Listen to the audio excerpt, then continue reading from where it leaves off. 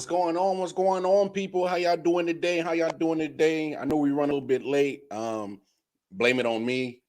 Literally the piehead. Blame the resident white guy. That's no. Oh no, I'll definitely take the blame on this one. Blame the residential piehead who forgot that Detroit Mel is literally out of town. Like, not just out of town, he's all the way out in Arizona. It's a different time zone, man. He's out in Arizona. So shout out to Mel who's out in Arizona. I literally drove to his house. He's only 15 minutes away, and I got there, and I'm like, where the fuck is Mel at? And then I forgot that he was totally in a whole different time zone. So shout out to Mel. He's out in Arizona doing pothead people doing pothead things. Hey, man. Good weed, dog. Good weed. Of course, it's your boy Wildcard Mar. We got a residential homeboy with us, Big Nick Shine, in the building. Yes, I've upgraded the homeboy. You upgraded, dog. No, Mama, I made it. He made it. But no, appreciate everybody coming in. Let's get the preliminary shit real quick. Y'all going over to the website, www.IOW19. That's a website. Feeling real charitable. Drop something on the Patreon. Cop some merch. Go get the I.O.W network app in your respective app stores. It's in Google Play Store. It's in the Apple Store. Go get that. A lot of great stuff. But since we're running late, I know Nick got to get out because my man's part of a winning coaching team over there. Yeah, they over there getting dubs over there. So championship this Sunday, baby. Yeah, conference championship. So it's a big game. So we definitely not going to take away from that because I definitely want you to come back on the show. And if you can, get Junior with you so we can celebrate him winning, man. If y'all win the big one. Yeah. This is the only thing I'm asking of you, Nick. If y'all win the big conference, and then we go into regionals. And 2 years ago, we made nationals in Disney, and this team all stayed together for this purpose. So hopefully, we'll be down in Florida in December. Hey, but you know what? Regardless, whenever you get time, bring Nicky Jr. on this show because we definitely want to celebrate him and his team for doing some good shit. But awesome. Now that we got that out the way, let's go ahead and talk some sports. Of course, the biggest headlines, and let's just go ahead and shoot the elephant in the room. The talking heads, they're going to say, "Oh, it's done. It's over. Kansas City is over." Nick, I'm gonna let you take the floor first on what you might never stop if you go first. So I got well, not only that, I could go on probably about 2 days about what the hell was wrong with the Chiefs, but I need an unbiased opinion to clear the air first, and then just let me air the bitch out like I'm about to shoot up the club. So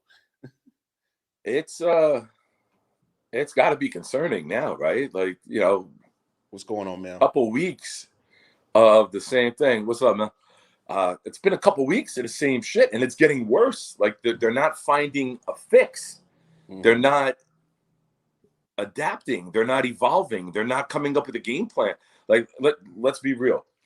I know Tennessee's offense is better with Brown and Jones, but the Jets put up enough points to beat the Titans defense. Now all of a sudden, like sometimes you got to hit rock bottom and self-assess, and it looks like the Titans defense has done that because since that Jet game, they've beaten the Bills and the Chiefs.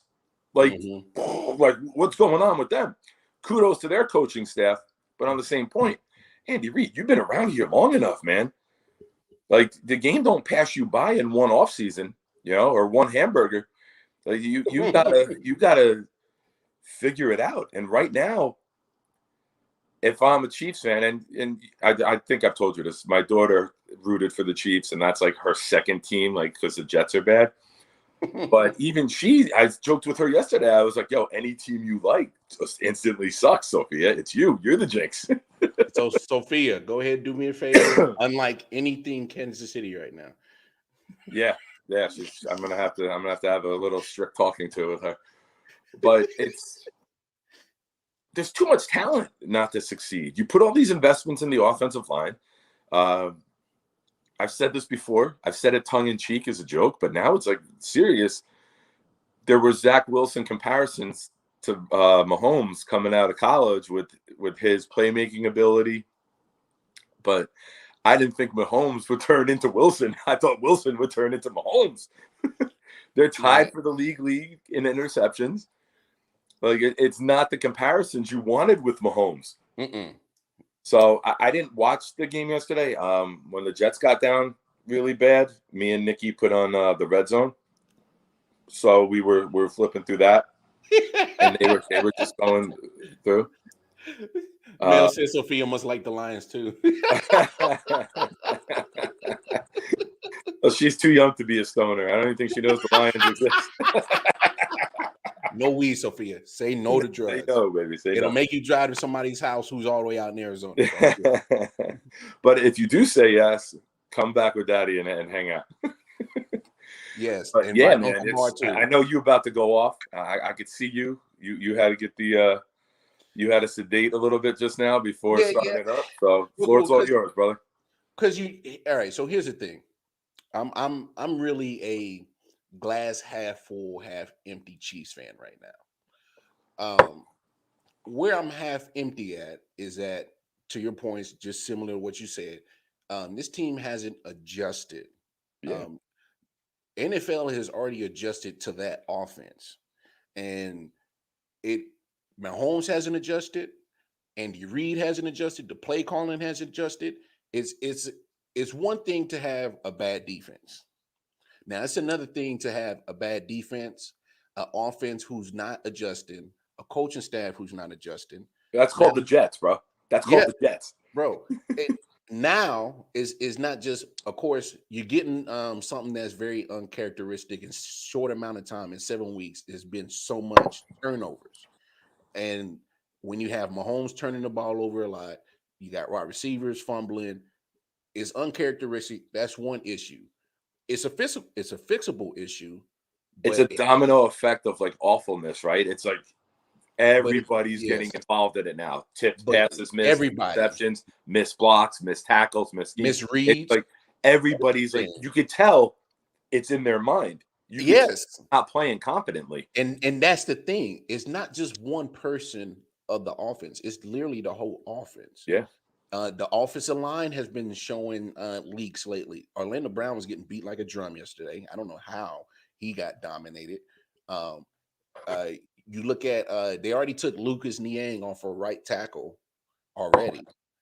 Mike Rimmers started the last 2 games. He started against Tennessee yesterday. He started last week against Washington. Okay. So he's already been kicked out the club. Trey Smith showed a little bit of chink in his armor yesterday. He was getting beat at right guard yesterday. So I'm not sure if that was just one game or is that something that's going to continue. I hope it doesn't, because I actually like Trey Smith, but he didn't have a great game yesterday. And literally the only rookies, right? Oh, he's a rookie. He's a rookie. Not many guys come in like Rashawn Slater and just put up 90 ratings. Balling. Yeah. Like he's the rookie that popped into my head. Him and Vera Tucker have been playing nice, but they're rookies. They're going to see some shit that they haven't seen before, and they just got to grow and adapt. He's a rookie. Period. But he's the least of your concerns right now with the least. Team. Look, the turnovers is the biggest issue. Is that in the defense? But the defense was known. But on the offensive side, about like I said, the only bright spot so far on the offensive right now is Creed Humphreys has been balling at center, and Joe Tooney with one hand the last 2 weeks has been steady at left guard. Yeah. Other than that, you're not hearing Travis Kelce going off. You're not hearing Tyreek going off. None of these secondary receivers on this roster has decided to step up. Brian Pringle made a couple of plays, but for the most part, you haven't seen a secondary receiver say, I'm going to go get that job since Sammy Watkins left. And Sammy Watkins was in and out of the roster because of injury issues. Yeah. And then your captain, Patrick Mahomes, literally has just been turning the ball over as if he was Sam Darnold. Like he's on that pace right now. Yeah. He has 9 interceptions, 2 lost fumbles, and very uncharacteristic for a short amount of time. So you couple all the bad play with the players and the coaching of not adjusting, and this is what you get. Yeah. Look at their record, 3-4. 3 wins are against lackluster teams. You beat Washington, you beat Eagles. Cleveland, they're kind of in middle of the road right now. But they were healthy when you beat them. They were healthy. They were healthier. Yes, they were healthier. They weren't what they are now. But if you really look at that game in week 1, Cleveland should have won that game. So I picked them too. I picked the one game. I'll put that as an outlier. So I won't necessarily bash on them for winning that game. but they could have lost that. So your 4 losses are against top AFC contender teams: Baltimore, Buffalo, Chargers, and yesterday just got slapped by Tennessee. Yeah. So a conference that you used to dominate, they have all caught up and beat you because, one, of course, we know that the problems on defense. We get that. Even though Nick Bolton balled yesterday. Yeah. I was surprised they kept Derrick Henry under 100 yards. He had 29 carries. But I give the defense that credit because they made sure that they weren't going to let King Henry go off. But they also didn't have to. They let play damn pedal to Ryan the metal. Tannehill look like Dan Marino, though. Yeah. And Tennessee didn't really have to play pedal to the metal in the second half. They were kind of just content, milking it and running it out because, let's be real, and I'm not talking shit, I'm just assessing it fairly. Kansas City was never a fucking threat yesterday. No, not at all. They weren't a threat. And I don't know if I messaged you or if I put it, I think I put it on Chop. And I said, it was almost halftime. I was like, the New York Jets have more offense than Kansas City right now. Yeah. With a backup, Mike White, who never played in the NFL before. They had more offense at halftime than Kansas City, which is not a sentence you think like you would speak. Hey, and I like your comment, Mel. You said Mahomes can learn a lot from Alex Smith on hit the short routes and being okay. Yeah. With it. Everyone knows he wants to beat a home run every play. He isn't patient enough to take the short stuff for 4 quarters. And you are 100%. And that's we said that last week. Yeah. I was like, go break out Andy Reid as a coach has to go take out the film. 3-step drop, release. 3-step drop, release. And play action, quick Nick, release. I swear I saw like literally like images of you in my head, not in a nasty way. I'm just saying like I can see you talking. I feel violent. No, because everything that was happening yesterday, both myself and you talked about it on the show last week. You got to take what they give you. Yep. You just have to. And I know Mahomes, and that's why I agree with you. Timing is everything. Everything. You're and that's holding why, the ball, yes. You're running around, and you're freelancing. You're he fucking up the timing. He was holding the ball a little bit too long yesterday, and I didn't like it. And I didn't care for it. And that's a bad habit because he's not getting it's a habit. But and that's why I will give that blame on Mahomes because he has to, take what that interception that he threw. He tried to force it into Josh Gordon. It got tipped up and picked. And he had a running back in the flat wide open, but he was just trying to force something. And it's here now. You see the mental block, right? It's mental. Like he's second guessing himself now instead of playing cool and calm. Man, I saw that man pump fake. I'm probably exaggerating, probably like 10, 11 times yesterday. It's like, get the ball out your hands. Because when you start getting the picks and throwing the interceptions, it's the Sam Darnold comment that everyone made fun of, but they all use it. You see ghosts.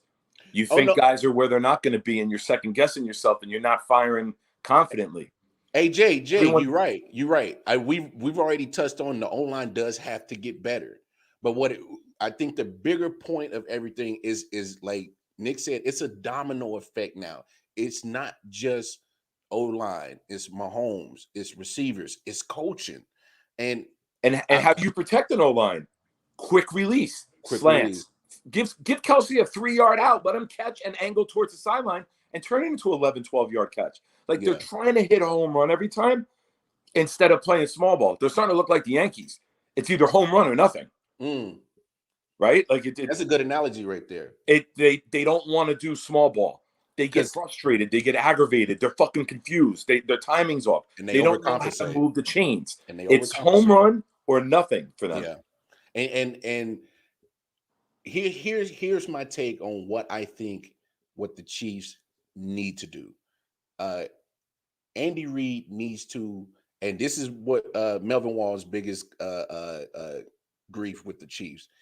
And I agree with him 100%. They got to get more balance. Darrell Williams is good enough running back, and you got Jerick McKinnon, who's been in the league. He's managed to stay healthy. Use them. Use 2 running backs. Use your running back committee. It works. It helps. It helps take the pressure off Mahomes. It helps take the pressure off your play calling, especially if you're getting successful at the run. It opens everything else up. It's like they feel that they're a failure if they get just the first down. Yes. It's like they need 40 yards at a clip or else, man, we're not doing our job. And you don't need it. Move the chains. Just move the chains. And now I'm players definitely get blamed for this. They get some blame for this. But here's my other foot that needs to drop. Um, I've seen a similar pattern that has happened with Andy Reid on his exit out of Philly. So 2012, of course, unfortunate situation. His son Garrett OD Yeah. passed away. He still coached that season. I don't think he was mentally there, and Yeah, you maybe brought this up before. Yeah. some of his coaching just wasn't there. Eagles went 4-12. So literally, a couple of days before the Super Bowl, his other son Britt got in a car accident in Kansas City, paralyzed a little 5-year-old girl, put in the hospital. She was in a coma for weeks. Yeah. And that was right before the Super Bowl. Yep. So Super Bowl happens. I thought Andy wasn't there mentally. Now and that's when you started seeing Bieniemy with the play call sheet right next to him. So look, go ahead. I'm not a conspiracy theorist, but I'm just putting 1 and 2 together. I saw what happened in 2012 in Philly. It's similar situations that is happening now, because that situation from right before earlier this year in February, I don't think Andy Reid is mentally 100% there. And it shows, right? Like, yes, like I said, with Bieniemy, I don't believe in having 2 play callers, because play caller is just as important as the quarterback, because you got to get in a rhythm. You got to get in a flow. You got to use one play to set up another. You have your mindset of where you are. No offense, no matter how good or how talented you are, is going to be consistent if you got 2 different guys calling plays. Right? Oh, you're going to call the run, I'm going to call the pass. Oh, you're going to call second down, I'm going to call third. Listen, I don't care how well or how good chemistry is between 2 men. You're not going to succeed as well as you should if you had one mind and one vision. Granted, you could take some input. Hey, they're playing safety up. This might be time to go over the top. Something like that. Okay, but you still got one guy calling the plays. Yeah. When you got 2 guys standing there with the sheet, I mean, it's – and Andy Reid's had health issues too. He was in the hospital after one of the games a few weeks ago. Like, I keep saying it. It's time to go, man. Like step down. Even if it's mid-season, I don't give a shit. You're old. You've had health issues. You've had family issues. No one's going to think light of you for just saying, hey, I need to go take care of me and my family. Everyone's going to be like, all right, that makes sense. I would not be opposed if Andy Reid decided to step away and Bieniemy took over 100%. I would not be opposed. But if Andy is going to stay, you have to adjust. And the adjustments just aren't there. They're not happening. And I see the pressers after every game, and I'm not tired of hearing, oh, we know what we need to fix. We're going to get better, blah, blah, blah. I get it. And yeah, you're right, Jay. Yesterday, was a day that happens. I'm not panicking. That's why, I started my soliloquy off where I'm a glass half full, half empty kind of guy. But to Jay's comment, yesterday was the ass beating, but there's 2 already. The first half against Washington was shit. Like, they turned it on the second half against Washington. The Buffalo game, they looked a little lost at times on offense. It's not just a one-day episode with them. They've been showing signs of shit ain't right. Chiefs know exactly what they need to do. They're just uncomfortable doing it. They can only do it for a series or a quarter, or at the most a game, but they always go right back. Yeah, go back. And that's what all teams have done throughout the course of time. You play small ball until you have the opportunity to hit the home run, and you take your shot downfield. They live downfield. The line ain't protecting long enough. Mahomes ain't getting in and out on time. They're not getting open because teams are playing deep on them now. What's the cure? Yeah. Play small ball. Take 4 yards a clip. Take a tight end out. Take a quick slant. Get the ball on Hill's hands on a wide receiver screen where he can shake and bake and maybe make something. Let your playmakers make plays. 50 yards. Let your playmakers make plays. 5 yards, and then you got the talent where maybe you break one. You got to change your identity because everyone else figured out who and what you are, and they're playing to it now. So you got to evolve as a staff. You got to evolve as a quarterback. You got to show, maybe I got to play like Alex Smith for 3 quarters, and then 1 quarter of the game, you take some shots. Yeah. No, you're 100% right, and I agree with you right here in this comment. Yesterday had to happen in order for them to believe they need a new formula, and that's the thing, and that's why I'm saying it. Half of this blame is on coaching, half of it is on the players, because the players do have to execute, but you also have to be put in the right position with your play calling. That's going to give your team the best Yeah. situation. It's Period. all off. It's like they're Yeah, it's strangers. all off. It's like they just met each other, and they like it's identity loss. Like they don't know who can do what. Bro, it was off when Kelsey and Mahomes weren't even on the same page. When you see that happening, something's not right. Something's not clicking. I And know. I saw yesterday at the red zone they showed a play. It was late in the game, and Chiefs were going from right to left. Kelsey did about like an 18-yard out. Mahomes tried to hit him, but the pass was like 4 yards away from where Kelsey turned, and it went out of bounds. Yeah, Like I know play. that's I know the layups. exact play you're talking Yeah, about. that's layups for them. That's the play that I figured. I'm like, oh, something not right, because they hit that 10 times out of 10. Yeah. They hit that. That's And like we- a LeBron to Wade or Wade Yes. to LeBron alley-oop. Like you don't Yes. even have to look. You know where he's gonna be. bro.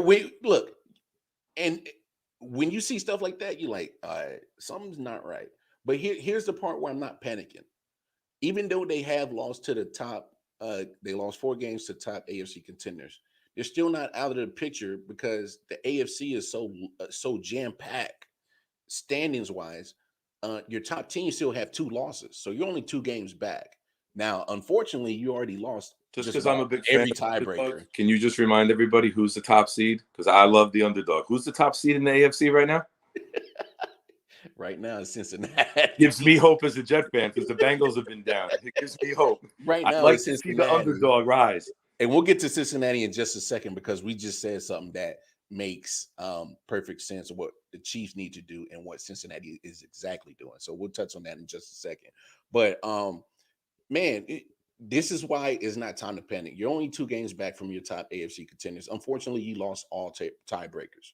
So you still can make a run to definitely seed yourself in the AFC. You still got time. That's why I'm not. There ain't a team in the league that says, "Oh, we got Kansas City." Like, oh, they're not circling that as a win. They know damn well at any point this team can explode, put up 60, and whoop your ass. But they got to make certain adjustments to get to that 60. They just have to. All their issues are in-house. It's in-house. Everything's fixable. Everything's correctable. There's nothing that's wrong with them. They don't have injuries. They don't. They just gotta. They're actually getting healthy. They're actually getting healthy right now. I mean, you're getting some of your defensive starters back. Nick Bolton played a hell of a game. Him and Willie Gay got the interception. So our young linebackers are showing that they can play. But they are oh, hold on, man, because Mel got a whole bunch of all right. So Jay said right. The changes have to happen, and it starts on the O-line. Correct. OND pass rush is not there, and we can't stop a pass rush at all. Facts. What's your biggest thing, Nick? Win in the trenches. Absolutely. You're not doing it. Period. Once you have the quarterback, there's 2 things in this league. Hit the quarterback by sending as least guys as possible. The teams that get to the Super Bowl, Giants beat the Patriots twice, 49ers getting there, Bucks last year, they send 4. Put you 7 in coverage. And protect the QB. Hit the QB, protect the QB. You can't do that shit, you don't have a chance in an NFL game.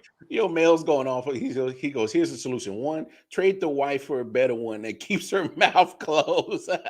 Yo, you seen her gums? Her gums go on for days, man. She's a distraction. She's too much in the media. Whether it's social media, it's still media, and words are going to get around.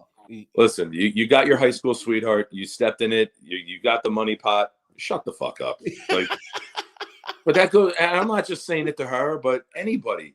Like, trade the brother. Please trade the brother. That his brother, Jackson. Oh my gosh. I didn't send you that. There's a video of a young black kid like dancing in the kitchen, and he's crying with tears in his eyes. And it's Patrick Mahomes' brother after watching them play against the Titans. I'm glad you didn't say that to me because I want to laugh my ass off. His brother's worse than because he's already had an incident in Baltimore. He's throwing water on fans and just mad because fans are going to shit talk you because they know who you are because you put yourself out there. Exactly. You Want the smoke. Like, I'm going to quote the kids. You want the smoke? Now you get the smoke. Like, you can't give shit out and not expect to get it back in this universe. And then turn Andy Reid's son into the authorities for good karma. Mel, get out of here, bro. You got. Yo, you got to have Andy Reid's son go hang out with Alec Baldwin. Bro. The views expressed by Nick are not those of I.O.W. And then 4, run the ball. Bingo. Easy. Definitely got to run the ball. I mean, to me, is just get back to basics, playing football. Stop trying to get cute. Stop trying to get the home run. You just got to play football. Like Tyreek Hill is fast, right? What's wrong with throwing a 3-step slant where he catches it and then just like dives down so we don't take a big hit? He's fast enough to get off the line. Get him the fucking ball. Like Lonzo Ball's dad. No, look. Oh, she gonna make her own sneakers coming out soon too? I hope not. Look, leave that to Patrick and Adidas. But it's fixable, and that's it. Really is fixable. Is they just got to commit to fixing it and stop with the window dressing. Stop with the talk of the pressure saying we know what we need to fix. We're going to get it fixed. We'll fix it already. I mean, it's getting worse though. It's not getting better. It's getting worse because they're not fixing it, and teams are adjusting. This is 2 ass whoopings by 2 AFC top contenders now. You can't. Who you guys got next? Man, matter of fact, I just put up the schedule. I know we got Giants next week. And I'm not even gonna say that's a gimme because the Giants look like they're at least trying. You know what I'm saying? So I'm not even sure that's a gimme. I know it's an Arrowhead, but I'm not willing to say that's a gimme. And they do got a tough stretch. Giants after that, Packers, Raiders, Cowboys. It lightens up against Denver. Then they get Raiders again, Chargers, Steelers, Bengals, and finish off with Broncos. So that schedule's a tough road, man. If they don't figure this shit out, that's a tough road. If shit is right, tough. Shit ain't right. That's even tougher now. This next stretch, this next 4 games against Giants, Packers, Raiders, and Cowboys, this will be everything I need to know about the rest of the season, right here. If they at least come out of there 2-2, I can still feel a little bit better. If they come out of there 1-3, 0-4, it's done. So it's a tough little road, tough little stretch. But let's move on because we touched on. I thought we were the Kansas City Chiefs podcast here. No, not right now. I didn't done enough bitching and moaning and complaining about them. But look. You got to fix it, period. Yeah, absolutely. And they have all the talent in the world. They do. Now it's just a matter of getting shit right. Yeah. Get the ball out of his hands. Make it simple. Simplify the game, right? When things get bad, what's the easiest thing to do? Break it down. Keep it simple, stupid, right? You hear that expression in all forms of life. Yes. Right? Yeah, you do. It's very... Get the ball out, get rhythm, get timing. Yeah. And then when you need to go over the top, then try to hit it. You got to suck that defense down, bring those safeties in, and then now we got them where we want them. But if you can't play small ball, they're going to sit back and just wait. And they're showing that they're inept right now, which is really, really strange to look at that team and that roster and that coach. But that's what the Chiefs aren't doing. But who is doing it is Cincinnati. And, I'll admit when I'm wrong. I was skeptical on the choice of taking Jamar Chase instead of getting Penei Sewell. I was wrong. But look, I can admit it, all right? What the Bengals are doing is what the Chiefs need to do. Quick passes. Get the ball out of Burrow's hands. You don't have to worry about his health if he doesn't get hit because the ball is already out of his hand. That Jamar Chase touchdown was on a slant. He let the playmaker do what he needed to do. He got the ball to him, and then the rest was Jamar Chase. He did. You tell me Tyreek Hill can't do that? He can do it. Of course he can. Yeah, of course he can. And that's simple. A simple slant is keeping football simple. 3-step drop, that is release, let your exactly what playmaker we're make a doing. play. That's football 101. And this is what Cincinnati did yesterday to Baltimore. They dissected them. They fucking whooped them. So this is what they did when they was hitting on these short intermediate routes, and they let their playmakers do what they do, because their tight end CJ Uzama did the same thing on a couple passes. Just get the ball to him and let him do what he do. Let him run. Get them yak yards. Get them yak. Yeah, exactly. They yacked the hell out of Baltimore's defense, who was dominant all year. They put on a show against Herbert. But once Cincinnati got the lead, you force Baltimore to come out of what they love to do, which is run the ball. Now you force them to be a passing team, which is not what their strong suit is. So they're playing from behind, and the next you know, it turns into your pass rushers on Cincinnati are getting more options and opportunities to get after Lamar. And that is exactly what happened yesterday. Bengals offense turned into Bengals defense, which made Baltimore not only one-dimensional, but in a dimensional that they're not great at. Yeah. Beat them down. All right. Beat them down. And this to me is showing how tough the AFC is going to be, because just as soon as you was on top last week, you're bound to be a secondary quickly, team, right? real quick. I mean, look at Buffalo. Buffalo was hot, beat down Kansas City, going to Tennessee, lose that game, and then you're like, oh, well, they just got put down back to earth. Look at Baltimore, man. They was running off 5 in a row, beat down Chargers, division game. Cincinnati got a little formula. On the road too, in Baltimore. On the road in Baltimore. There's a little formula. That's a huge statement win. That's my expression. We arrived, right? We're looking at the Bengals, and we've been saying about the Bengals. Yeah, not yet. Yeah, right? Not yet. We was waiting missing for something. We was waiting for I'm telling you, man. You got a guy who can make big playability. They here. You got a decent little run game going. You got different, backs making plays. They had their backup break a long run yesterday against Baltimore. Yeah, P. Ryan. Yeah, Humphrey got embarrassed at corner. Like at time, I think he gave up 250 passing yards at cornerback yesterday. Now he could tweet all he wants about, oh, it's time to get back in the lab, brother. I don't know where you're going. You got to go to Balco. That's the type of lab you got to go to if you need to get fixed. I don't know what lab you're going to, man. No, bro, don't go to Balco. Don't do it. You got to call up Barry Bonds and be like, yo, send me some shit. But you look at that Bengals team, and they got nice receivers. They might have the best all-around receiving core in the league. You got Higgins, you got Chase, and you got Boyd. You got 3 big boys who are physical, can get downfield. The tight end is opportunistic. He doesn't get a lot of opportunities all the time. I like him. Maza, whatever. Yeah, he's made some big plays. He won a game for them single-handedly with 2 touchdowns earlier in the year. And you didn't even mention Joe Mixon yet, who's actually been solid. I didn't even mention the veteran who's like the most proven NFL player. But on their team, yeah, you're right. And look, I gotta admit, I didn't see this coming from Cincinnati. No. I said above 500, but I had them 3rd in the division. I had Cleveland, then Baltimore, Cincinnati, and had Pittsburgh in last. Yeah, I would have said the same thing. I would have said people laughed at me when I said Pittsburgh will be a last place team. Pittsburgh's a last place team. Oh no, Pittsburgh's definitely a last place team, especially in that division.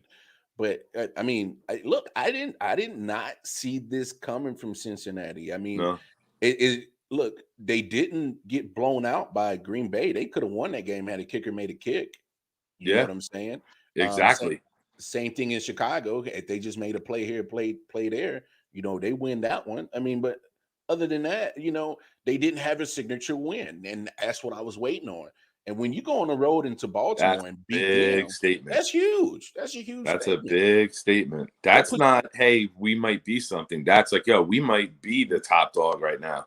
Bro, that puts you in the conversation with top AFC team. People may not agree with me or not, but that puts you in the conversation now. Fuck history. History ain't playing right now. You can't laugh them up. No, because people do that, right? No, you're right. Like you're right. Oh, they've always sucked. Who gives a shit? History ain't playing. Previous teams aren't playing. What about This right team is now? playing. Yeah, and right now they are a legit contender in the AFC, which I can't believe we're saying this early. I didn't look. I love what I saw from Joe Burrow last year. Unfortunately, he had the injury and missed majority of the season. Yep. And I thought they got something that they can build upon. Now, year two, I didn't think that they were going to be like making noise like this. They were like on floor 3 or 4 of building, and then all of a sudden they're up at like 75 in a New York City skyrise. Like they built it so quick. You know, people shit on them about the line, but they brought in Riley Reef, who's a good veteran tackle. You know, they drafted Jonah Williams out of Alabama. They drafted Carmen from Clemson. So they put pieces into the line. It wasn't that elite Penei Sewell pick, but sometimes, man, coaching matters more. It's about the scheme. How are you blocking it? How are you protecting your quarterback? That's almost as important as the pieces on the line. And you got all the weapons to get the ball out of his hands and let these guys make plays. They're doing a lot of yak. I mean, they look, Burrow looks like Antonio Montana right now. Like, they're doing a lot of yak. He's distributing and letting everybody else fucking run wild. And that's all you got to do sometimes. That's all you got to do. And how are the 49ers great in the 80s and 90s? Get the ball out of hands. Let everybody do what they do after they have the ball. Let your playmakers make plays. Keep it simple, man. You got to let your playmakers make plays. And look, until somebody can show otherwise to beat the Cincinnati Bengals, fucking wild that we're saying that. It's wild. It's wild. That's crazier than Kansas City not scoring a touchdown. Is the Bengals whooping the Ravens? But I didn't see an ass whooping like that though. No. 41-17? That was humiliating. You talking about humble pie, man. They fed him a whole humble pie dinner. They made him a weekly humble meal plan. Yeah. And Baltimore's gonna eat on that until next week, until they get their next game. Because when you get beat up by a team and I'm pretty sure this is what Baltimore's thinking, like, oh, we've been dominating Cincinnati. We beat the shit out of Burrow twice last year. We got this. You come off that big win the week before against the Chargers, right? Yeah. Do you take it lightly? Like, do you look past the Bengals? I don't know their next game, but they look like they just didn't take them seriously. And the Bengals rolled them in every aspect of the game. Every last aspect. I mean, that game was close. That was 2017 at one point, and then they fucking poured it on them. And made it a no contest. Look, this is how bad it was. So I was watching the Chiefs game and Titans game in our area in Carolina. That was CBS, the first game of the doubleheader. And then once you didn't have to sit through the Jets? Lucky you. No, that was even worse. But that was an asshole. I'm not going to talk about that. Yeah. There's no time. There's not enough time. So since the Chiefs was getting their ass whooped so bad, you know how they changed games. They changed games like top of the fourth quarter to the Baltimore Ravens game. And then all of a sudden you start seeing that ass whooping. So you switch from one ass whooping to another one on CBS yesterday. So because it was still kind of close, right? It was kind of close. And then next thing you know, just Mixon went off. Bang, bang, bang. Bang, bang. Yeah, it was like Madden. They just put touchdown after touchdown on real quick. Good for them though, man. Like I'm a Jet fan, so I'd like to see the underdog come up. Yeah. You know? And they came up. If the Lions, it's like the Lions beating the Packers, the Jets beating the Patriots, you know, the Bengals beating the Ravens. Like, that's shit we don't see in the league. So good for them, man. Good for their fans. So let's see if the Bengals can sustain this winning culture. So let's take a quick look at their schedule. They got Jets coming up next week. That they're given 10 in New Jersey, and I already took the Bengals as my survivor pick for this week. I'm still alive. I had the Packers this week. I moved on. Only one guy down. We got 28 guys left. Give me the Bengals. There's no way the Jets would be. And Wilson's out for 2 to 4 weeks. I was about to say, especially if Zach got lucky. Not playing. Yeah, they and called him at the right referees. Time. Fuck the referees for not throwing a penalty. He gets hit low on the sideline, rolled up on. Yeah. 2 plays in a row, he gets hit semi-low, and not one flag. Not that the flag would change the injury, but your job in the league as referees are to protect the quarterbacks. It's not protect the quarterbacks with pedigree. protect the quarterbacks. Protect the quarterbacks. You're right. How are you going to get a pedigree if you're fucking getting knocked out with low hits? True. So they got Jets. And that's all I got to say about that. Jets. Then they got Browns, which I think is winnable. Yeah. Raiders, winnable. Steelers, winnable. Winnable. Chargers, I think they could put up a fight. Good matchup. Yeah, good matchup. Definitely. Where's that one? That's in Cincy. That's an advantage for them. You're getting mid-November. Chargers coming out mid-November into Ohio. Yeah, so they got Chargers, Steelers, Browns of their next 5 games at home. Then they go to Vegas and New York to get the Jets. Get 49ers at home. The way that San Francisco's going somewhere, I'm not sure. I'm not sure San Francisco's a threat at that point in time in the season. Broncos, we know what the Broncos are doing. Trash. Yeah. And then you finish up the season at home against Baltimore and then on the road at Cleveland. So those probably might be your last 2. Well, they can win 12, 13 games. I mean, looking at their schedule. Yeah. I mean, if they don't self-implode and they keep playing the way they are, I mean, you could be looking at a 13-win Bengal team. Holy shit. Mel, you are the only one that picked Cincinnati to win that game. I think, nobody picked them. I was on the fence with it too, and it was on the tip of my tongue, but I was like, not in Baltimore. No, that's what I was thinking. I was like, there's no way Baltimore's going to let that out their hands. Yeah. And I'm just thinking, like, Baltimore defense, man, they're going to be all over Joe Burrow. And Joe Burrow, and no, give Zach Taylor his credit. He's like, no, we're not going to let you just beat us up. He's like, bro, if we got playmakers, we're going to let them do their job. Boom, get it out of hands. Get it out your hands. And we're not going to put you up in a position that you can get hurt because we need you, Joe Burrow. So, hey, shout out to Zach Taylor to come up with an actually good offensive play scheme that worked out. Yeah. And it worked out masterfully. It worked out beautiful. So you already said your piece about the Jets. What else is going on in the world of the NFL? Tom Brady looks like he's not slowing down. He looks better than ever. I mean, he picked the right team. He's got a ton of talent there. He's got the best, maybe he's top 2 with Cincinnati receivers. Maybe Tampa's better. Tampa's got the better resume. They're elite weapons. He don't even have Gronk, who's his favorite target, and they're Gronk's been out almost a month now. Yeah. And then AB missed yesterday, but he's been missing a couple of games too. So didn't mean shit. They went to Godwin and Evans.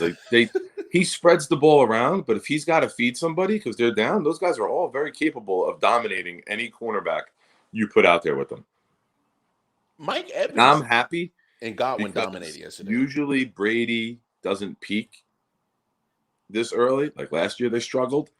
And then the bye week, they made some adjustments. I'm hoping they peak early and then crash. And to your credit, he has been peaking mad early. He's been balling pretty much all 7 games. Now, the thing is, you add that one more game in, it's not 16 and 17 now. Like, how much can they sustain that? Because, and there's no diss to the Bucs defense, but they're still not that Super Bowl caliber defense that you saw against Kansas City. Because the past, they made a couple plays yesterday, but you're picking on a rookie quarterback. I mean, the game's out of hand, and you got to. You're making them one-dimensional, so it's easy to just sit back and get a couple picks off a rookie. Well, they're going to look good yesterday. First of all, whether it was whether it was Justin Fields or Andy Dalton, Chicago's offense has been struggling, period, all year. And the best thing, did you see the news today about the Bears? No, I didn't catch that. The coach is in the COVID. So everyone's like, Nagy? Shit. Nagy, and Devontae Adams. And Green Bay's got a Thursday night game. So Adams might not play that. And they're getting Arizona. Yeah, that's huge, right? You're going to need Devontae Adams for that. We've been waiting. It's going to be week 8, and now we finally got an impactful COVID situation. Yes, and we've skated by. There's been no game cancellations. There's been nothing. I don't know Devontae's vaccination status. Adams out? I don't know his vaccination status, but I mean, depending on how that plays out, he's probably vaccinated because you would have heard about it. Like you heard about Hopkins. You heard about Hopkins all offseason that he's not. So if it was Adams wasn't, you would have heard about it too. That's gonna be a tough. That's a tough game. Adams changes that whole offense. Like I'm gonna talk keep an about eye on value. that before Thursday's show because Yeah. if he's not available for Thursday, that definitely determines what way I'm gonna pick. And that game's in Arizona, right? Yes, it is. Man. It's in Arizona. They're Speaking of waiting. Arizona, I mean they get practice yesterday. They took on the Texans, so Yeah, they had a decent walkthrough. No major injuries. Yeah. You get in, you get out. Yeah, get in, get out. Let's come out healthy. Don't win. It matter if you win by 3 or win by 30. You took care of business. Just come out healthy. That's it. That's all that was yesterday. That was a scrimmage. Yeah, let's come out. That was like the college schedule in September, where like, yo, we need to pay Houston $750,000 to come out and play us. Yeah, Arizona Tech, y'all want to come out here? We'll give y'all half a billion or $500,000 and just come out and just get your ass warmed. Just come on out here. So that's what that was. Yeah, that was a walkthrough.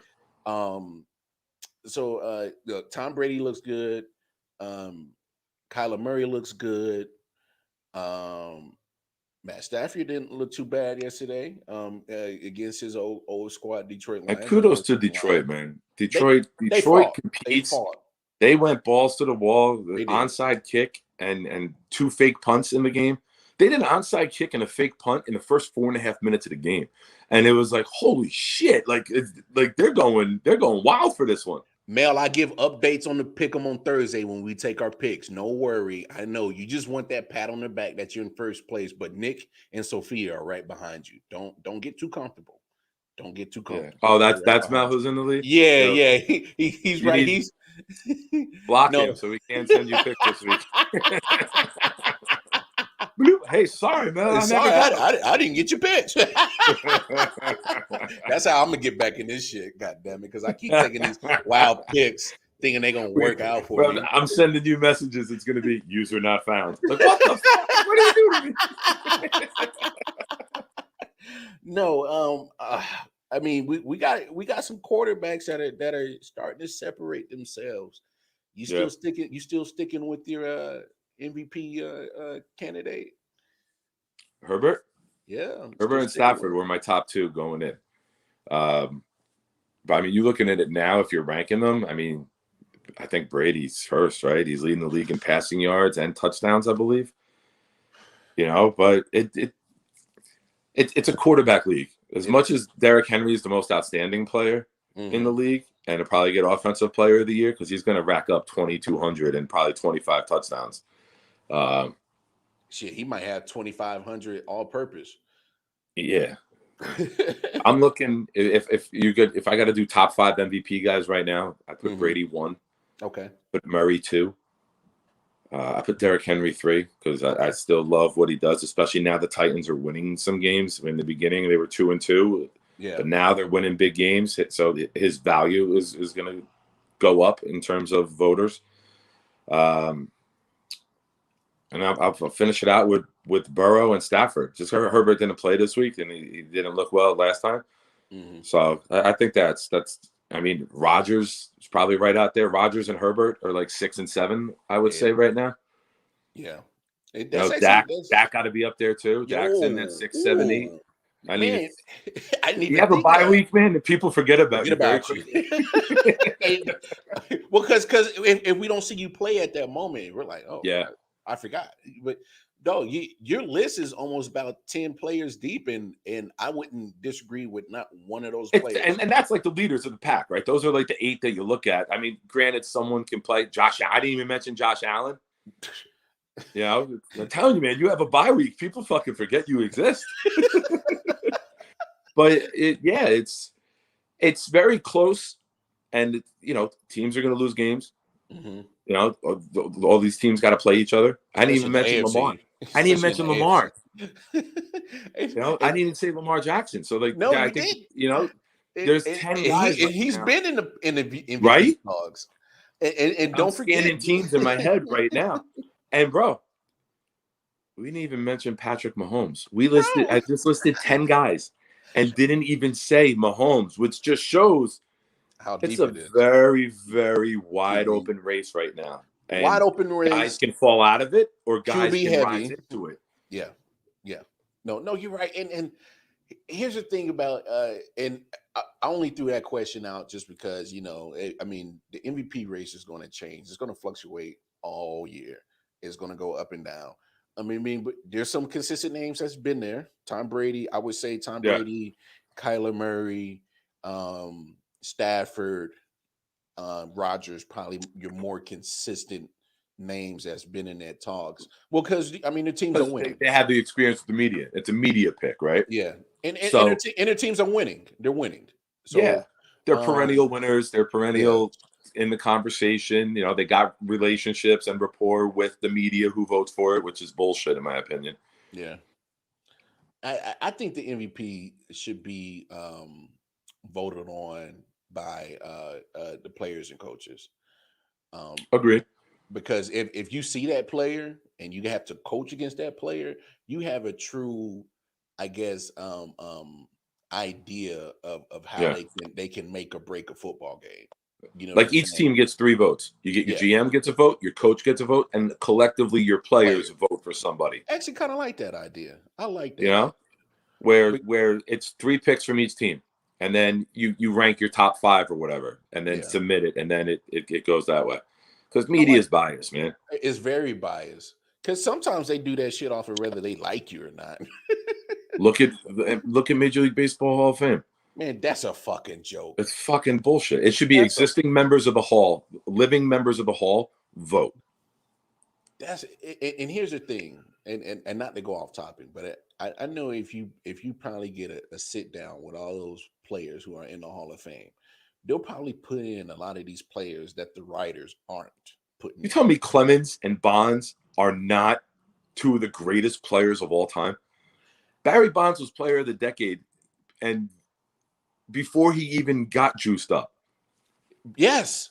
And that's the biggest thing about him. He was so good before allegedly taking shit. I'm just gonna put allegedly, but they never fucking took anything that was illegal because Major League Baseball didn't have the fucking balls to make it illegal. Well, because they had no mandates.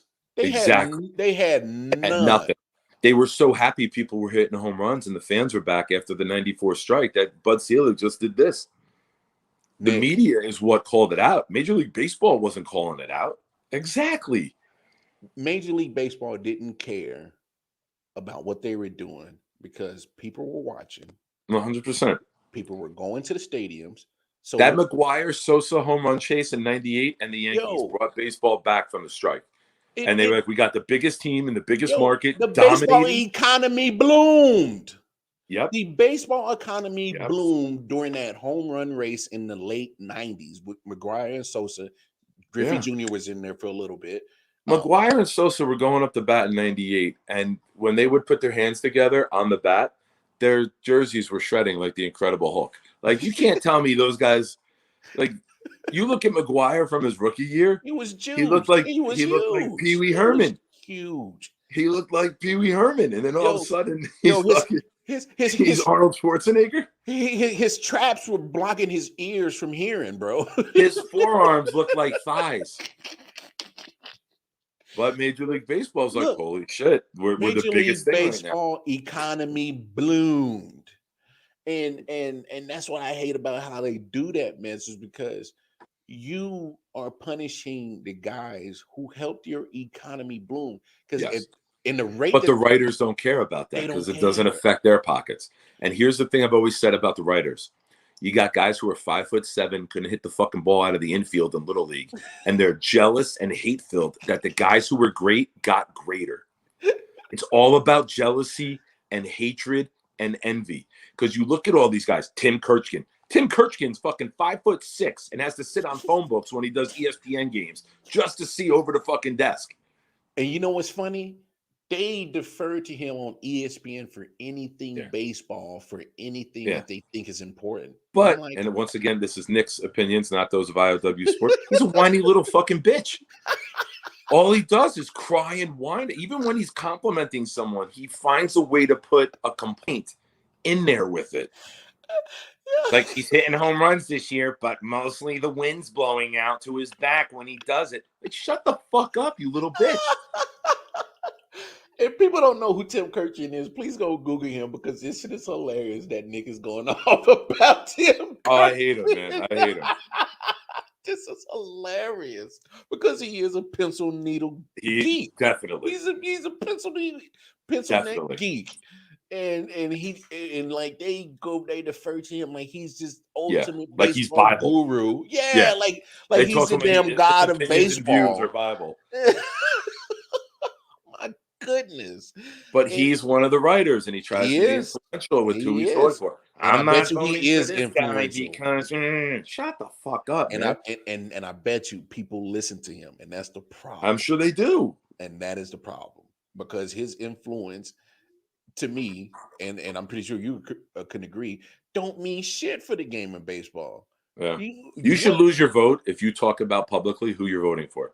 After the vote, it should be made public. But you should not be able to influence people, good or bad, for or against, before the vote. Bro, it's funny you say that because this shit is almost like a political campaign, how they get the players into the Baseball Hall of Fame. Yeah. There's people like Kurkjian who he wasn't nice to us. He didn't make himself available. They go on their campaign on who they think should be in there. You can't look Roger Clemens, Barry Bonds. Oh, I get Nobody can look at those players and tell me they're not two of the greatest of all time and do not deserve to be there. You want to create a different wing. You want to put an asterisk there and say this was during a questionable period in time where there weren't rules about steroids and players walked the fine line. Go ahead. But you can't fucking tell me they don't belong there. You can't tell me Pete Rose doesn't belong in the Hall of Fame. You got your betting websites everywhere that you're marketing now at your fields. And now you're going to look at Pete Rose, who never bet against his team to lose. He always bet on his team to win. I don't find a fucking damn thing wrong with that. You want to make money on the side, believing in yourself? Go ahead. Hall of Fame. Stamp. Approved. Bro, I never understood the fact that they have literally banished Pete Rose from the Hall of Fame. They don't want anything to do with him. But now, all of a sudden, now that, most states are legalizing betting, now you're all about There's betting. banners in the fucking stadiums for it. Oh, because you're getting money? Shut the fuck up. This is why baseball is Baseball's a joke. Baseball's a fucking joke. It is a joke. When I can't sleep, I put a fucking baseball game on, man. Like I'll watch the Yankees, but I make this joke. Michael Kay, who does the Yankee games, has put me to bed more the last 15 years than my mother ever did in my entire life. Like Michael Kay can put me to sleep. I turn that Yankee game on, I close my eyes, bro, I'm out. Michael Kay can cure insomnia. Bro, this is why Major League Baseball will never, ever, ever. Matter of fact, there might be a work stoppage. I just saw the thing come over the ESPN ticket. And they won't bounce back. They will not bounce back from that. Your game sucks. You got guys who can't hit the ball the other way. The problem. Nobody can figure out a shift. You know what I want? I want fucking composite bats and 600-foot home runs. That's what I want. Let these guys take whatever the fuck they want to take. If you want to let your league just hit home runs, make it fucking incredible. They use the wood bats because the wood bats hit the ball less, and they think people will die if they use aluminum bats or whatever, the composites in Major League Baseball. Fuck that. Put nets up everywhere and let these guys fucking hit the ball 1,000 feet. I don't give a shit. Turn this shit into the home run derby. Make it exciting.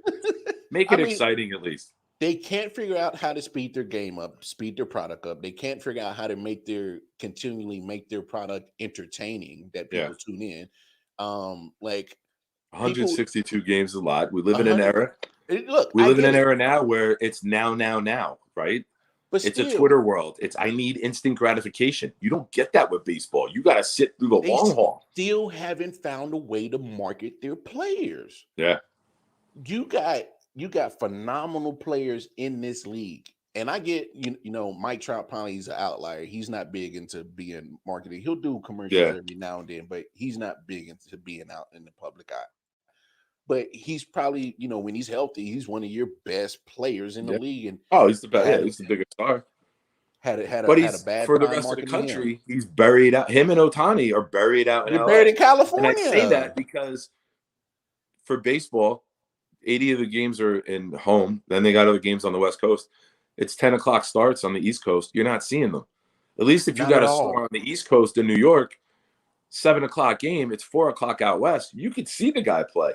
Man, now that we went there, here's one thing that really drives me crazy with baseball, and I don't know how they're going to make this adjustment. But when you have Mike Trout, great player, he's buried on the West Coast. You got a Tony who's going to win MVP this year on a losing team, but he's buried out in the West Coast. And you had these stars that majority of your viewers will not see, and we're just going to be able to just catch highlights on ESPN or any kind of sports You're going show. on Instagram or Facebook to just see the highlight from the night before, and that's it. Fernando Tatis, one of the good young stars that they got. He's on the West Coast. He's buried on the West Coast. Machado, San Diego. Machado, West Coast. I mean, you don't have that many. You got stars on the East Coast, but Bryce Harper, he's falling off. Judge. A little bit of injury prone. Doesn't play the full season, but he does. Same with Stanton. Yeah. Injury prone. I mean, you got to find a way to get your stars into positions that people are going to be able to view. Exactly. I don't know if they have to move up the times on the West Coast. It's going to be an inconvenience to the West Coast people, but if you want that viewership to put eyes on your product, you better figure it out. What's the best part about football? Sunday at 1:00, you could sit down and you could watch multiple games at the same time. You got 2 time frames. You got 1 and you got 4, and it's during the day, and it's on a weekend, and you can't miss TV. Damn well, like most women know. We might not be able to make that on Sunday. He's got to watch football. It's like, bitch, I'm getting married. No, too bad. You shouldn't have got fucking married in the fall on a Sunday, dumbass. You're not more important than a football Sunday. And if any guy, this is a public service and a public shine announcement. That's my last name for those who don't know. If you are with a woman who wants to get married on a Sunday in fall, leave her ass. Leave her. Take the ring back. Take the ring back. She ain't worth it. Saturday, okay. Unless you went to a college and you're big into college football, I get that. But yeah, don't ever marry a woman who wants to get married on a Sunday in fall. Tell her, bitch, we could do this in the spring, in April. It's the same shit, same color trees. Let's go. Our pictures aren't that important. We're going to be divorced in 6 years anyway. Oh my goodness. The chances of this shit working out are like 50-50, sweetheart. I'm not missing anyway. Sunday football. I'm not missing Sunday football for 50-50 success rate with marriage. Fuck that. Oh my goodness. Look, baseball got they got a lot of fucking work to do with their product. And if they go on strike, they're burying themselves alive. Well, think about this. I bet you they're still trying to even get back even from that COVID season. Because just think about all the ticket sales, ticket sales, concession sales, beer sales, parking ticket sales. I mean, all that money was pretty much you gone. Miss 81 games of income. Yes, you miss 81 games of income. That's a lot. And so, most of these teams now, like the Yankees, a lot of these teams have their sports network, and they make a shit ton through the commercials and the advertising and the programming on that. And now you're cutting those games in half. You're cutting, or whatever they played, 80 games or 65 games. They lost 100 games that year. That's, how many commercials are in 100 games of baseball with commercials, fucking 30 commercial breaks in a night? You're talking about millions and millions of, hundreds of millions of dollars of revenue went away for each team.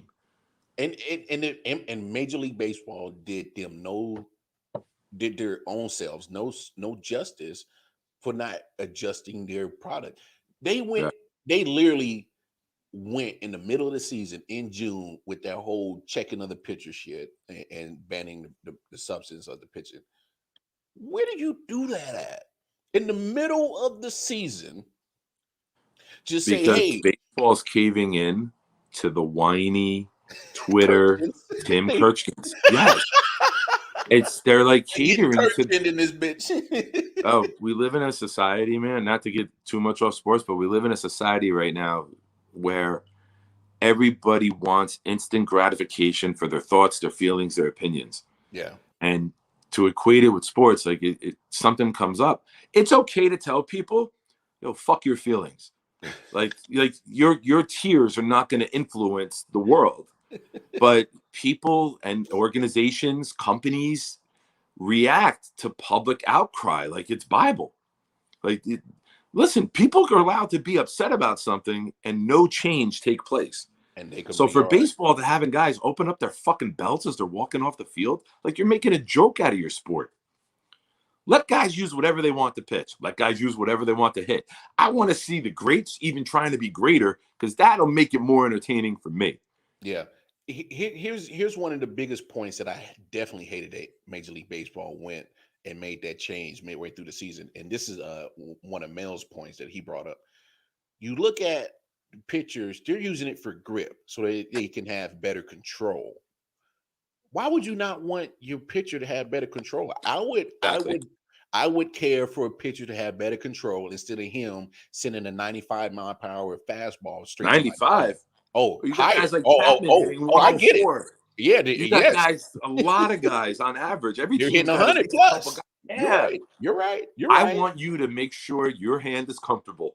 If you're throwing a 104-mile-an-hour fastball towards you're me, going to put it somewhere in the catcher's yeah, head and I not in want my to make dome. sure that you are completely comfortable. You like the grip, you like the ball. I'll bring you a new ball out to the mound if you're pitching to me with that fast. Like, here, bro, use this one. I like this ball. It's got good grip. Bro, that to me, that sends a message that we don't care about your health and safety. We want you to just hit home runs. That's what that message was sent to me. That's probably the message that they probably don't intend to send. But when you're telling me that you don't want your pitchers to have control of 100+ mile per hour fastball, where does that make sense? What What so other job do you have to open up your belt and like drop your pants to get checked? here's my I mean, hat. like, Here's my shirt. if you're going into here's court and then the metal detector goes off, sure. But not in the middle of a baseball game. yeah, but you're not dropping trout right there in line at the courthouse at the county. Look, man, I don't. Hey, what time we got? It's 5:28 right now. Okay, I probably got a couple minutes before I got to bounce. Cool. For you bounce, just kind of give me a overall assumption of the landscape of the NFL real quick. I think it's wide open. I think this, we've looked at years where you knew the Patriots or the Colts or, somebody was just going to cakewalk. I think the parity in the NFL, and not just the parity of, there's a lot of teams on the bottom with 1 or 2 wins that might not get above, but the parity at the top, let's go through it. You see the Bills winning the Super Bowl? Yeah. You see Baltimore? Possibly. I can't believe I'm saying this. Cincinnati? Yeah.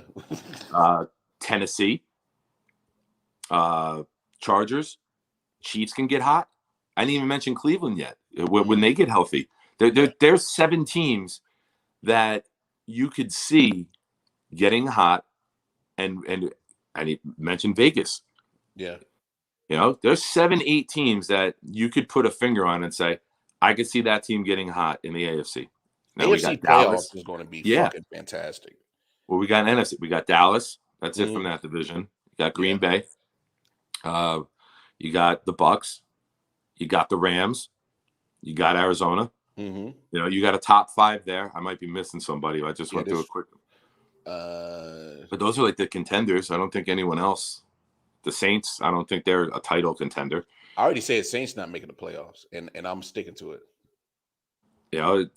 They're any of those teams that I've listed, which is 12 of 32, have a chance to win the Super Bowl if things go their way, which I don't ever remember a season where we've had that parity and we've had that depth and that chance. Like I said, there's been years like, all right, Packers are going to go or the Bucks are going to go. These playoffs and the rest of the season are going to be very entertaining because all these big dogs have to play each other too. So it's going to be a fun rest of the fall.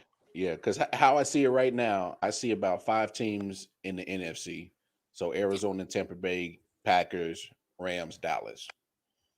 That's all I can see from the NFC. Okay. And then I'm with you on AFC. I'm seeing 1, 2, 3, 4, 5, 6, 7, 8. Yeah, about 8, 9 teams who could probably go on Yeah. a good damn run, and make a splash You at win 10, definitely 11 games in the AFC, and you might not make the playoffs. 10. No, this year 10 won't get you in. 10 will not get you in. No. You got to hit 11 or 12. You got to. Yeah. I'm sorry. There's just too much competition in that AFC. And then 10. Tim Kirchkin will complain, and they'll move it to 8 teams in the playoffs next year. Now, this guy won 11 games. He should have been in the playoffs. And then they're going to be like, all right, Tim Kirchkin said it on ESPN, so now we have to fucking change the whole world. He doesn't even cover football. But yeah, I think that's the exciting part. Like, there's going to be a lot of heartbreak because teams who have big expectations are going to fall short. But it's a good time to be an NFL fan, man. It's very exciting. It's very enthusiastic. Each week, you got an eye opener of a game. Mm-hmm. You know, you look at the Bengals, the eye opener this week, and then the negative eye opener is the Chiefs. Yeah. You know, so you got it's fantastic, man. The end. This is why NFL is king. Yeah. Because there's only 17 games. Each game is huge, and you can go from being on top of the world to being a doormat, like the Ravens. They went from being on top. Everyone's like, "Oh, they're the best team in the NFL." Yo, Cincinnati just rolled your ass by 24. They said, so sit it's crazy because what you did last week don't mean matter. shit. It don't matter. It don't mean shit. Hey, and on that note, watch the Jets beat the Bengals this week and fuck me in my fucking my survivor pool. That's my prediction right now. I took the Bengals in my survivor pool. Don't you jinx that shit? Because I'm telling you, man. if I fuck Mike around, White is going to throw 5 touchdown passes against the Bengals. Oh, this fucking team. I'm about to go look at him in the fantasy, see if somebody picked his ass up. Yeah. No. All right, Nick, man. We ain't gonna hold you too much longer, man. Go ahead, get prepared, get the team coached up. Y'all go fucking go handle some business. Do the opposite of Andy Reid, make adjustments. All right. Oh, we're good, man. We lost to this team by 1 opening week. On the opening drive. Yeah, but y'all a different team, man. Y'all a different team. Our best defensive player jumped off sides twice. And basically it was 4th and 9, gave them a free first down. They got a nice quarterback who throws, big kid who just fades away and throws beautiful bombs like on rollouts. Wow. So we got a nice little package we're coming out with. My best player, we're gonna put him in the A gap, and this kid's unstoppable. He's a fucking tank. I'll send you a couple videos on him. The kid is a beast, man. He's a beast. And all I'm teaching him tonight is the LT swipe. So when he gets to the quarterback, punch down, knock that ball out. Yep. Get this kid rattled. Yeah, I'm with you on that. Well, go handle that business, man. We look forward to you getting on the air tonight. Yeah. I'll be on tonight. Hit me up later. I'll be up. I'll watch the game and we'll get on tonight and talk. All right, big homie. All right, everybody. Peace out, man. Be safe. God bless. There y'all have it, Big Nick. He's going to go coach up the squad, get his youth league youth team ready to ball out. But look, I agree with Nick. Great parity in the NFL. You got a lot of stuff shaking down in the NFL. It's going to be a lot of competition towards the end of the season. I mean, just look in the AFC. I mean, of course, Cincinnati comes off that huge win yesterday. They're 5-2. They finally get the legitimate victory that I needed to see. Just me personally. I was always on the fence about Cincinnati. I knew they was racking up wins, but I didn't know if they had that signature win over a top contender in the conference or in the NFL. And look, you go into Baltimore, you beat them down 41-17. That says a lot. Says a lot about the character and the makeup of your team. And you got to put them in contention as a top AFC team. Vegas, the Raiders, they're still 5-2. Give them credit for bouncing back after the John Gruden mess. I forget their interim coach, but he's galvanized the teams. Here's one thing that I'm a little skeptical about the Raiders. They did get, in my opinion, they got a little bit of a luck win over the Ravens in week 1, but they got the win regardless. They got it. Um, but majority of the wins, they're not beating impressive teams, and that kind of worries me just a little bit. Like, you know, yes, you get the win over the Ravens, but you're not beating. You haven't played a team like Tennessee. You haven't played a team like Buffalo. Um, you got handed a big loss towards the Chargers, a division team who's another top AFC contender. I haven't seen you play Cleveland. I haven't seen you play Cincinnati. You still haven't played the Chiefs. You get them twice. Um, you know, eh, you beat they beaten Denver. They beaten Philly. So they're beating teams that aren't you know off the top of your head, a team that scares you. You know what I'm saying? They beaten Pittsburgh. I'm still not putting Pittsburgh in there as a top AFC contender. Pittsburgh still, as long as Ben Roethlisberger is still the quarterback of that team, I can't put them as a top AFC contender. Um, but you beat the Dolphins. Uh, you beat Denver, beat Philly. Uh, who else have you beaten? No, no, no. Yeah, so Dolphins, Broncos, Eagles, Ravens. So those are your 4 wins. What's their record? 5-2. Who was the other 5? Who was that 5th win against?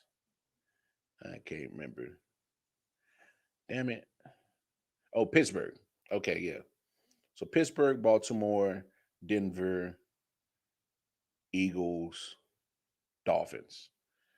You know, it, I like I said, I give you credit for the Ravens. Still could have lost that game for sure. I think they still should have. I think the Ravens gave that game way more than Vegas won it, but still, it's over 3. Look, I just think you got to beat some of these top teams. You know, Tennessee. I mean, you get 2 back-to-back wins over 2 top AFC contenders. You beat Buffalo in a great game last Monday, and you literally beat the snot out of Kansas City and Patrick Mahomes. Not Patrick Mahomes out the game. That means something. And anytime you got a guy like Derrick Henry, you're always in the game. Um, that's probably the only team I know that you can be down maybe 10 points and you can still run back in the game. Matter of fact, they did against Seattle. Tennessee was down 20 or something at halftime, but they still ran the ball. Derrick Henry ended up having like 30 plus carries and almost 200 yards in that game. So you're never out of it with Derrick Henry, for sure. Baltimore, bad loss yesterday, but still a top team in the AFC. Same with Buffalo. They was on a bye yesterday. They're still 4-2. So tough team. 4-2 Chargers. You know, I like Justin Herbert. I You keep Mike Williams healthy. Keenan Allen's been showing he can stay healthy the last 3 years, and I think Keenan Allen is a top 10 receiver. Um, Go look at Keenan Allen. He may not blow you away with his stats, but I'm just talking about just technique. His route run is pristine.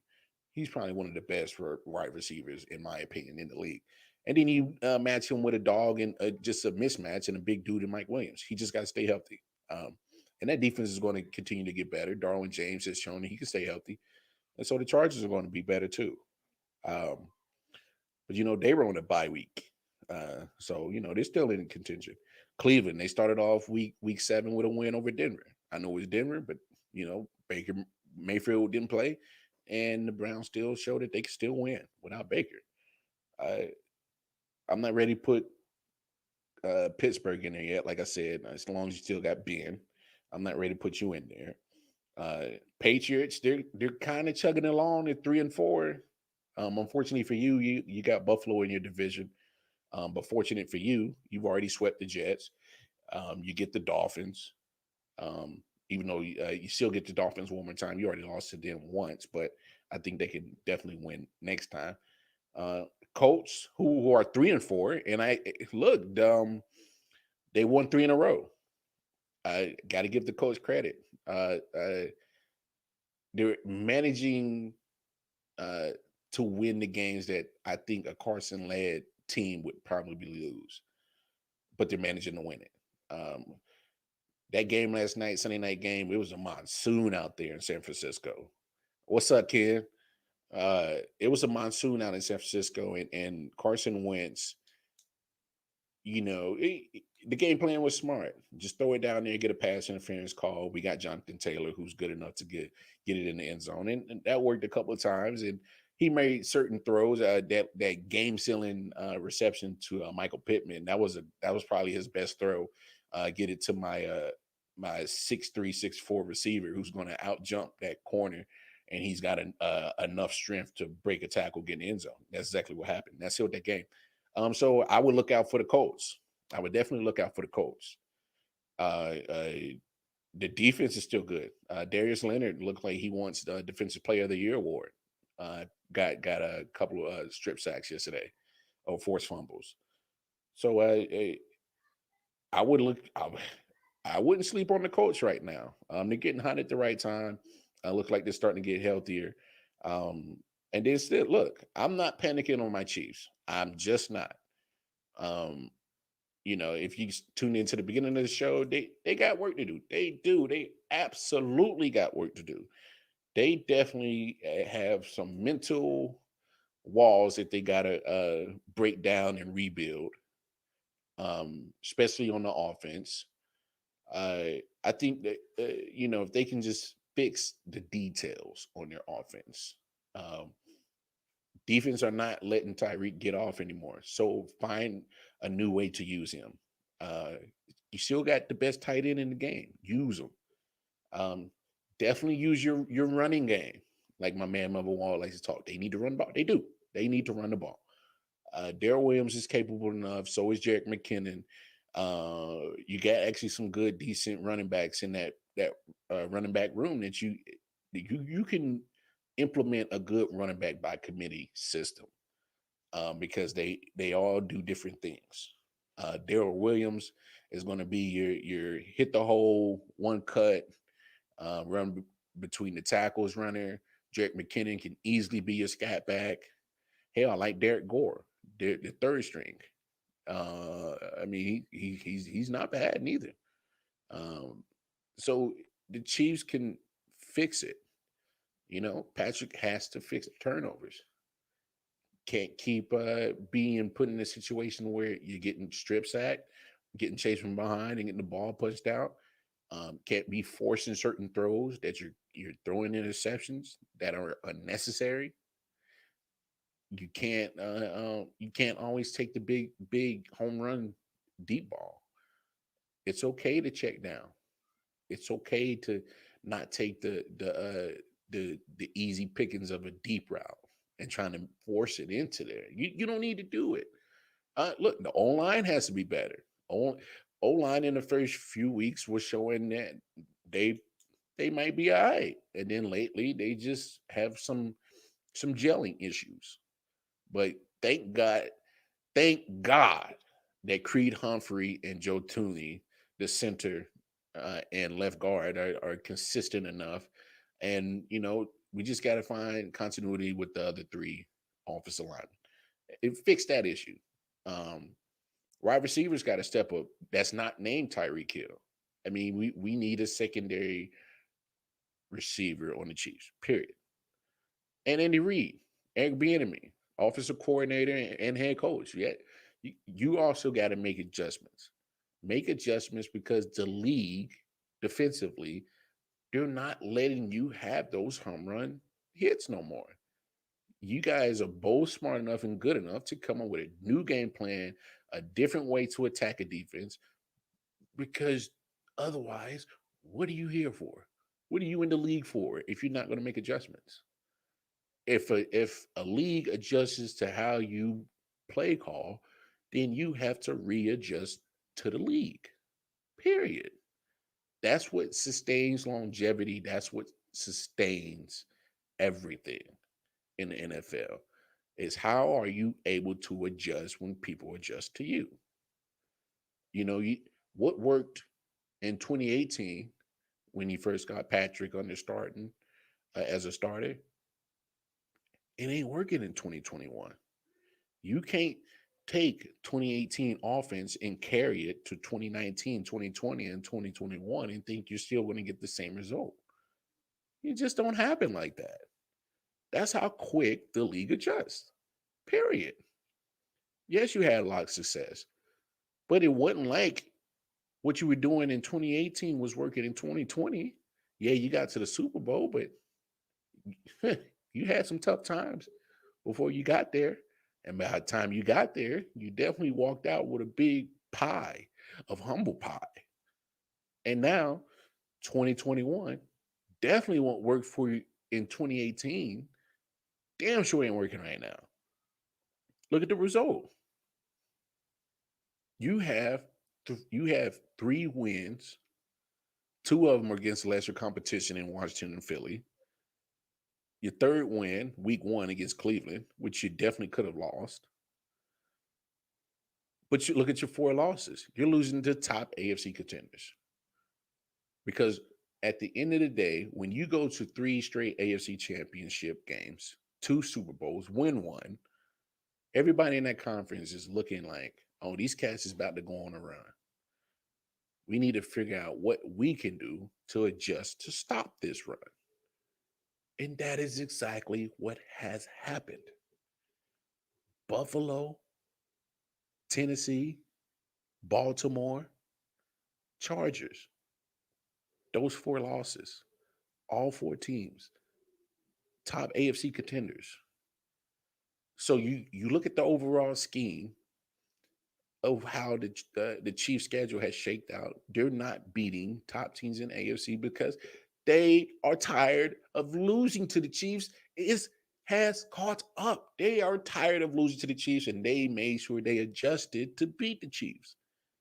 But then you got the Chiefs who are still playing, coaching like it's 2018. It's 2021. Shit don't work no more. Adjust. You got to.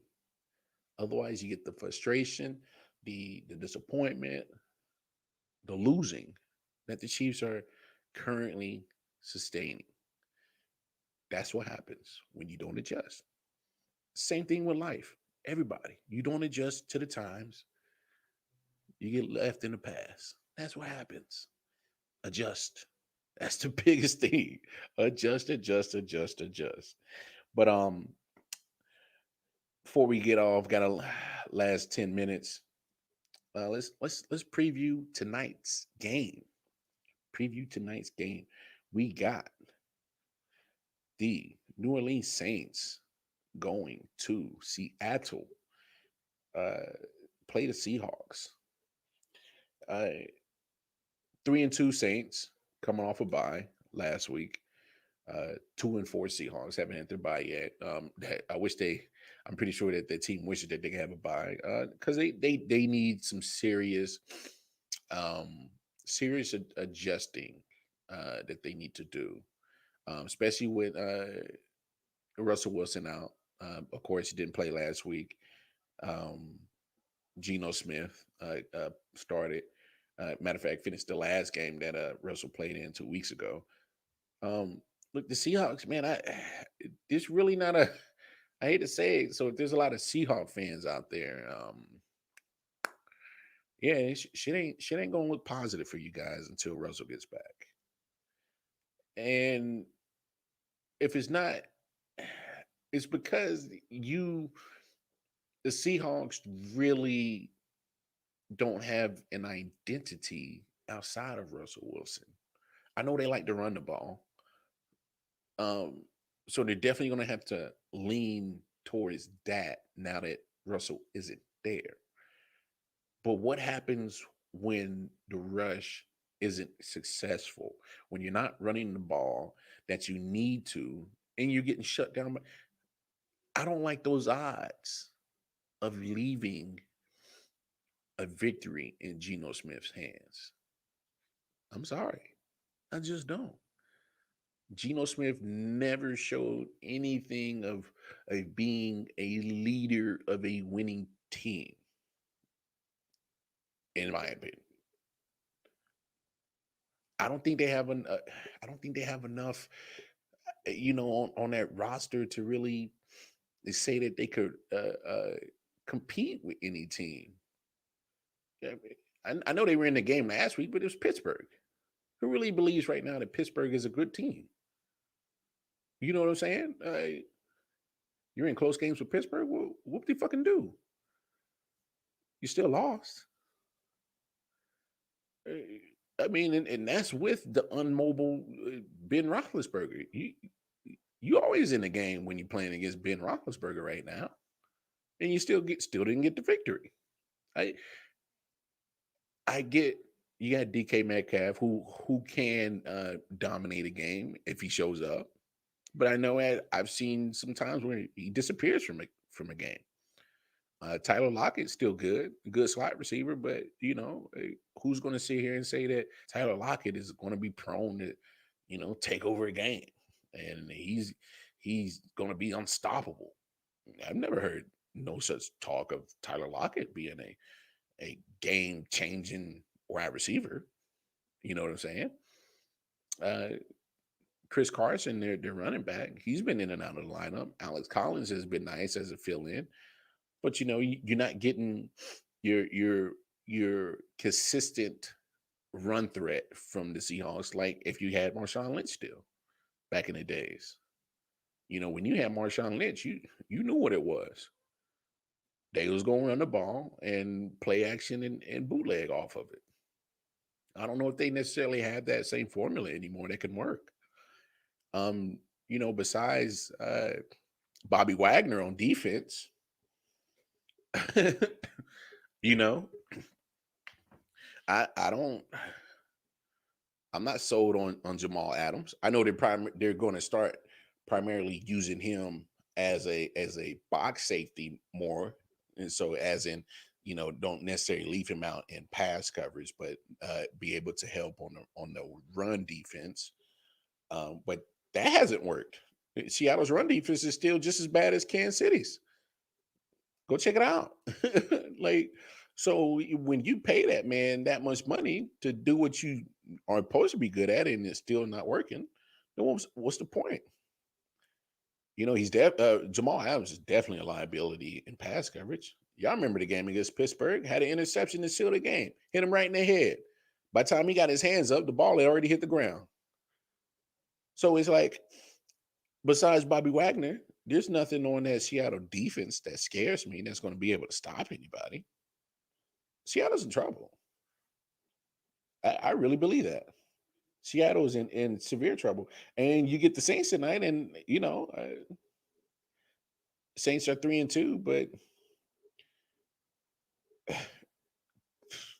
I said it a million times. I don't think they're going to make the playoffs.